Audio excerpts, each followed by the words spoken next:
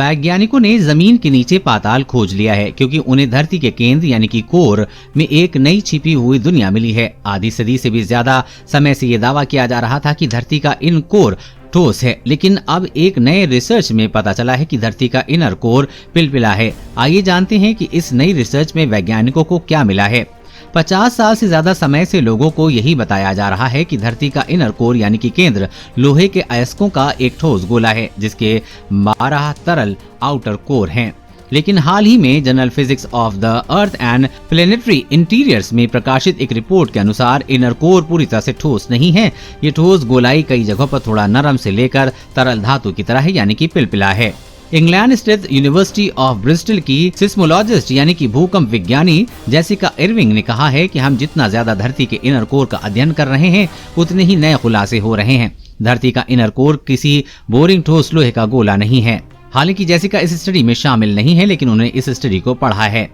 Jessica ने बताया है कि धरती का केंद्र तब तक एक बड़ा रहस्य था जब तक जूल्स वर्ने ने 1864 में journey to the centre of the earth नहीं लिखी थी। वर्ने ने लिखा था कि धरती का केंद्र खोखला है, लेकिन 1950 में वैज्ञानिकों ने ये बात दरकिनार कर दी। वैज्ञानिकों ने बताया कि धरती के केंद्र में भयानक गर्मी और दबाव है। ये इतना ज्यादा है कि यहाँ तक इंसान या इंसान द्वारा बनाया गया कोई यान भी नहीं जा सकता। जेसिका इस बात से डरती हैं कि अगर धरती पर कोई बड़ी तबाही मचती है जिसकी वजह से उसका केंद्र है, तो वैज्ञानिक लोगों को ये नहीं बता पाएंगे कि उनके पास आज भी धरती के केंद्र पर सीधे नजर रखने की कोई तकनीक नहीं है।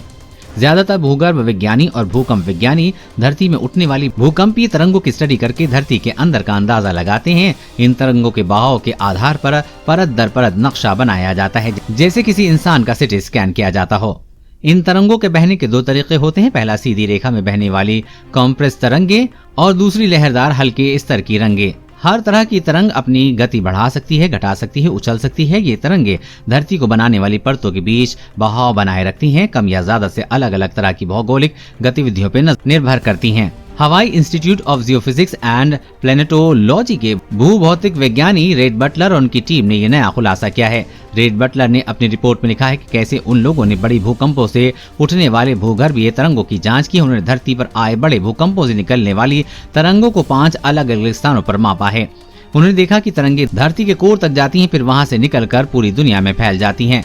रेड बटलर ने देखकर हैरान लहरदार हल्के स्तर की तरंगे धरती के इनर कोर में मौजूद ठोस गोले के कुछ हिस्सों से टकराकर वापस आ गईं, जबकि कुछ हिस्सों से पार कर गईं। यानी कि धरती का इनर कोर पूरा ठोस नहीं है। अगर पूरा ठोस होता तो ये तरंगे उससे टकराकर वापस आती, लेकिन तरंगों ने ठोस गोले के कुछ हिस्सों को पार कर लिया, यानी कि वहां पर तरल धातु है या फिर नरम है।